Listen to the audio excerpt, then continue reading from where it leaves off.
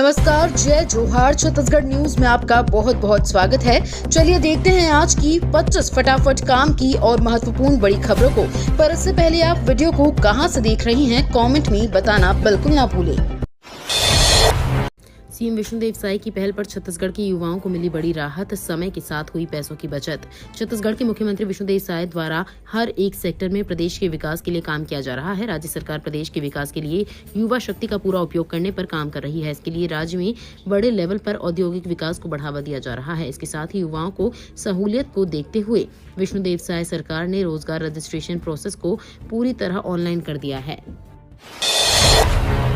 छत्तीसगढ़ के 777 बस्तियों में पहली बार बनेगी सड़क, केंद्र से मिली मंजूरी। छत्तीसगढ़ के 777 बस्तियों में पहली बार सड़क बनेगी, इसके लिए केंद्र सरकार ने मंजूरी दे दी है। जशपुर जिले के बगीचा ब्लॉक के बूची डंडी और बिरनी पोथार गांव को जोड़ने के लिए करीब 9.5 किलोमीटर की पक्की सड़क बनेगी। दोनों गांव के 80 घरों में करीब 400 लोग रहते हैं। इसमें 15 घर विशेष पिछड़ी जनजाति के भी हैं। इन गाँव वालों ने कभी सड़क नहीं देखी।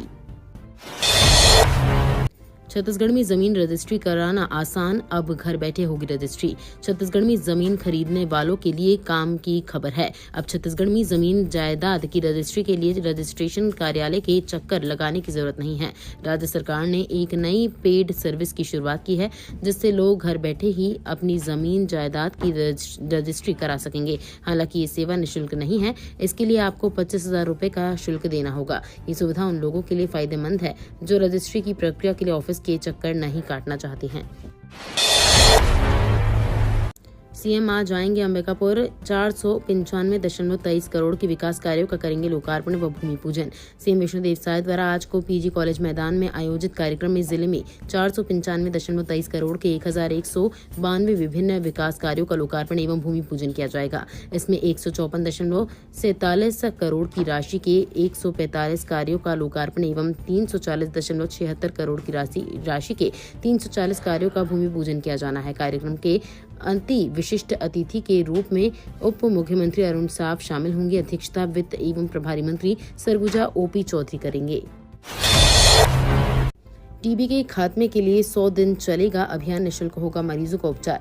छत्तीसगढ़ के जांजगीर चांपा जिले से टीबी के मरीज को खात्मे को लेकर 100 दिन पहचान व उपचार अभियान का शुभारंभ किया गया। इसमें जिले के सभी 11 लाख लोगों के घर द्वारा जाकर स्क्रीनिंग की जाएगी। साथ ही पॉजिटिव मिलते ही तत्काल उपचार के साथ पौष्टिक आहार मिलेगा। भारत को 2025 तक टीबी मुक्त बनाने के लिए प्रधानमंत्री टीबी मुक्त भारत अभियान शुरू किया गया है।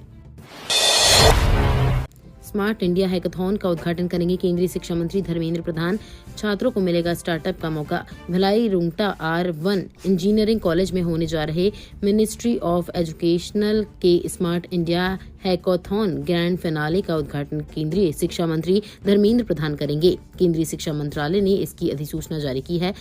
केंद्रीय शिक्षा मंत्री हैकाथॉन का उद्घाटन करेंगे। वे इस सेशन में रुंगटा R1 कॉलेज में आई 25 टीमों के चुनिंदा प्रतिभागियों के साथ साथ देश भर के 51 सेंटर्स में जुटे प्रतिभागियों से संवाद करेंगे।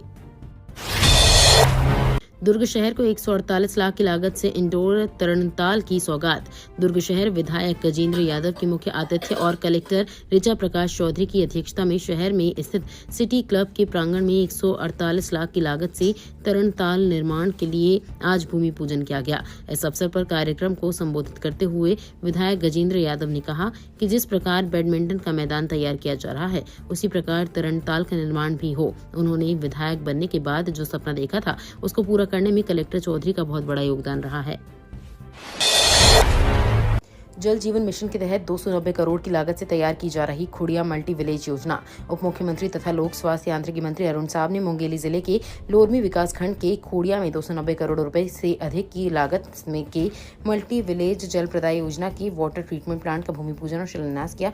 जल जीवन मिशन के तहत खुड़िया मल्टी विलेज योजना से मुंगेली जिले के 3 विकासखंडों के 206 गाँव को स्वच्छ और सुरक्षित पेयजल की आपूर्ति की जाएगी। जिले के करीब 60,000 परिवारों को योजना का फायदा मिलेगा।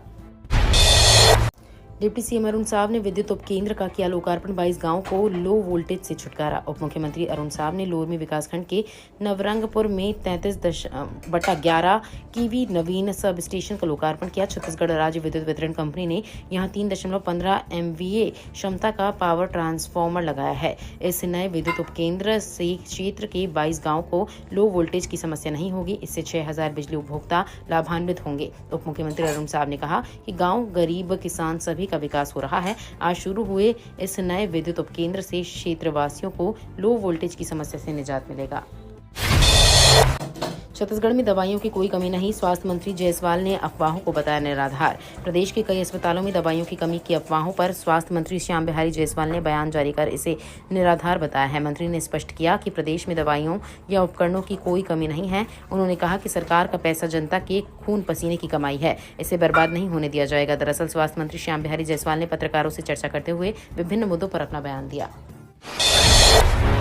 छत्तीसगढ़ में इस दिन बड़ा प्रदर्शन करेगी कांग्रेस। धान खरीदी को लेकर देगी धरना। निकाय चुनाव से पहले कांग्रेस एक बार फिर से सड़कों पर उतरने की तैयारी में है। इस बार कांग्रेस ने धान खरीदी को लेकर बड़े प्रदर्शन का ऐलान किया है। प्रदेश भर में धान खरीदी केंद्रों में किसानों को हो रही समस्याओं और सरकार के रवैये के खिलाफ कांग्रेस 10 दिसंबर को धरना प्रदर्शन करेगी। इस संबंध में पीसीसी अध्यक्ष ने प्रदेश के सभी जिला और ब्लॉक अध्यक्षों को निर्देश जारी किए हैं। छत्तीसगढ़ दौरे पर केंद्रीय गृह मंत्री अमित शाह बस्तर में जवानों के साथ करेंगे डिनर। केंद्रीय गृह मंत्री अमित शाह 15 दिसंबर को बस्तर दौरे पर आएंगे। शाह यहां बस्तर ओलंपिक के फाइनल में शामिल होंगे। साथ ही नक्सलियों को मारने वाले जवानों के साथ डिनर कर शहीद जवानों के परिजनों से मुलाकात करेंगे। इसके अलावा केंद्रीय गृह मंत्री अमित शाह नक्सलियों के सेंट्रल कमेटी मेंबर हिडमा के इलाके में भी जाएंगे। शाह पहले गृह मंत्री होंगे जो बस्तर में रात्रि विश्राम करेंगे। उक्त जानकारी डिप्टी सीएम गृह मंत्री विजय शर्मा ने पत्रकारों से चर्चा के दौरान दी। राज्य में निक्षय निरामय छत्तीसगढ़ अभियान का शुभारंभ। छत्तीसगढ़ के मुख्यमंत्री विष्णुदेव साय ने राज्य में निक्षय निरामय छत्तीसगढ़ अभियान का शुभारंभ किया। शुभारंभ के बाद पत्रकारों से बातचीत करते हुए सीएम साय ने कहा कि इस अभियान से राज्य से कुष्ठ रोग और मलेरिया जैसी बीमारियों को खत्म करने में मदद मिलेगी। उन्होंने कहा, निक्षय निरामय छत्तीसगढ़ कार्यक्रम का शुभारंभ किया गया। ये अभियान 100 दिनों तक चलेगा। हालांकि स्वास्थ्य विभाग ठीक से काम कर रहा है, लेकिन अभियान से उनके कार्यक्रमों में तेजी आएगी। प्री बोर्ड परीक्षा 20 जनवरी से स्कूलों में एक्स्ट्रा क्लास लगाने की तैयारी। शिक्षा विभाग ने प्री बोर्ड परीक्षा का आयोजन 20 जनवरी से करने का निर्णय लिया है। अफसरों ने स्पष्ट निर्देश दिए हैं कि इस परीक्षा का स्वरूप बोर्ड परीक्षा के समान होगा, जिसमें प्रश्न पत्रों का ब्लूप्रिंट तैयार किया जाएगा और पूरे पाठ्यक्रम से ही प्रश्न पूछे जाएंगे। शिक्षा विभाग ने इस संबंध में स्कूलों को तैयारी के निर्देश जारी किए हैं। स्कूल शिक्षा सचिव के आदेश अनुसार 10 जनवरी 2025 तक 100% पाठ्यक्रम पूरा करना आवश्यक होगा। इसका मतलब है कि स्कूलों को निर्धारित समय के भीतर छात्रों को पूरी तरह से परीक्षा के लिए तैयार करने की जिम्मेदारी दी गई है। छात्रों की बड़ी मुश्किलें। अब इंटरनल एग्जाम से लेकर प्रायोगिक मॉडल भी जमा करना अनिवार्य। छत्तीसगढ़ के राजनांदगांव जिले में स्नातक व स्नातकोत्तर की पढ़ाई में नई शिक्षा नीति नियमित के साथ प्राइवेट विद्यार्थियों के लिए भी सिरदर्द बन गई है, क्योंकि न्यू एजुकेशन पॉलिसी के तहत फर्स्ट ईयर प्राइवेट के विद्यार्थियों को भी ऑनलाइन फॉर्म भरने के बाद नियमित विद्यार्थियों के तरह कॉलेज जाना पड़ रहा है। इसके साथ उन्हें आंतरिक मूल्यांकन और प्रायोगिक परीक्षा देनी पड़ रही है। इसके अलावा उन्हें अपने चुने गए विषयों पर निर्धारित मॉडल भी जमा करना पड़ेगा। 18 दिसंबर को रहेगी छुट्टी, बंद रहेंगे बैंक, स्कूल और सरकारी दफ्तर। बाबा गुरु घासीदास की जयंती पूरी छत्तीसगढ़ में बड़े ही धूमधाम से मनाई जाती है। इस बार गुरु घासीदास जयंती 18 दिसंबर के दिन बुधवार को मनाई जाने वाली है। वहीं इस दिन पूरे प्रदेश में स्कूल, कॉलेज से लेकर सरकारी दफ्तरों में भी छुट्टी रहती है। पूरे छत्तीसगढ़ राज्य में गुरु घासीदास की जयंती 18 दिसंबर से 1 माह तक बड़े पैमाने पर उत्सव के रूप में पूरे श्रद्धा और उत्सव के साथ मनाई जाती है। छत्तीसगढ़ में दुग्ध उत्पादन 8.62% बढ़ा। केंद्र सरकार ने बेसिक एनिमल हस्बेंड्री स्टैटिस्टिक्स 2024 जारी किया है। इसके मुताबिक साल 2023 से 24 में छत्तीसगढ़ में दुग्ध उत्पादन में 8.62% की वृद्धि हुई है। भारत में दुग्ध उत्पादन में साल 2023 से 24 में 3.78% की वृद्धि हुई है। साल 2023 से 24 में भारत का कुल दुग्ध उत्पादन 239.30 मिलियन टन होने का अनुमान है। बलरामपुर में हाथियों का उत्पात, दहशत में ग्रामीण, गन्ना और धान की फसल को रौंदा। बलरामपुर जिले में 2 हाथियों ने जमकर उत्पात मचाया।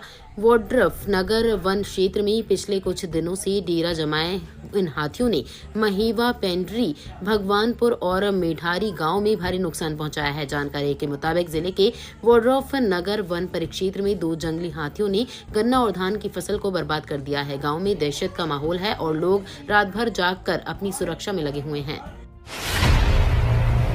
छत्तीसगढ़ धान खरीदी पर संकट। बालोद जिले के 4 संग्रहण केंद्रों पर 120 ट्रक नहीं हुए खाली। छत्तीसगढ़ के बालोद से बड़ी खबर सामने आ रही है। बालोद जिले के 4 संग्रहण केंद्रों पर पिछले 3 दिनों से सैकड़ों की संख्या में धान से भरे ट्रक खड़े हुए हैं।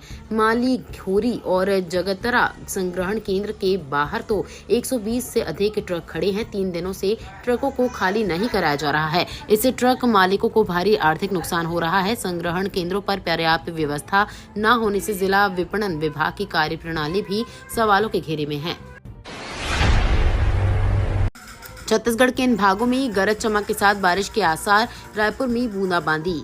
छत्तीसगढ़ के अनेक जिलों में आज बादल छाए रहेंगे और हल्की मध्यम बारिश होने की संभावना है। वहीं उत्तरी भागों में गरज चमक के साथ बारिश के आसार है। इस बीच के 2 दिनों तक अधिकतम तापमान में गिरावट दर्ज की जाएगी। वहीं न्यूनतम तापमान में बढ़ोतरी की संभावना है। मौसम विभाग के अनुसार उत्तर भारत समुद्र तल से 12.6 किलोमीटर की ऊंचाई पर 120 नाट गति की जेट स्ट्रीम हवाएं चल रही हैं।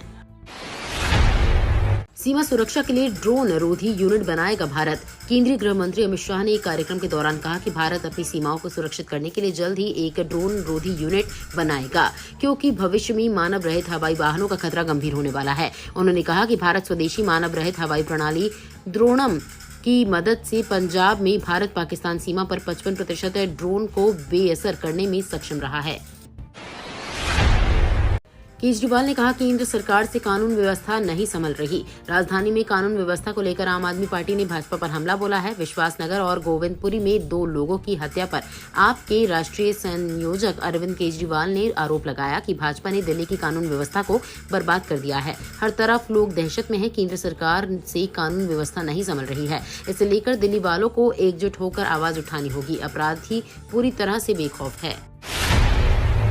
सरकार का नया नियम, फोन टैपिंग हो गई आसान। मोबाइल फोन टैप करना पहले से आसान हो गया है। केंद्र सरकार ने एक नया टेलीकम्युनिकेशन रूल 2024 जारी किया है, जो कानून प्रवर्तन और सुरक्षा एजेंसियों को किसी खास वजह से मोबाइल मैसेज को इंटरसेप्ट करने की इजाजत देता है। नए नियम के तहत मोबाइल मैसेज को टैप करने का आदेश केंद्रीय स्तर पर होम सेक्रेटरी और राज्य सरकार के चीफ सेक्रेटरी दे सकते हैं। साथ ही आपातकालीन मामलों में राज्य सरकार के आईजी और उससे हायर रैंक के अधिकारी मोबाइल टैप की इजाजत दे सकते हैं।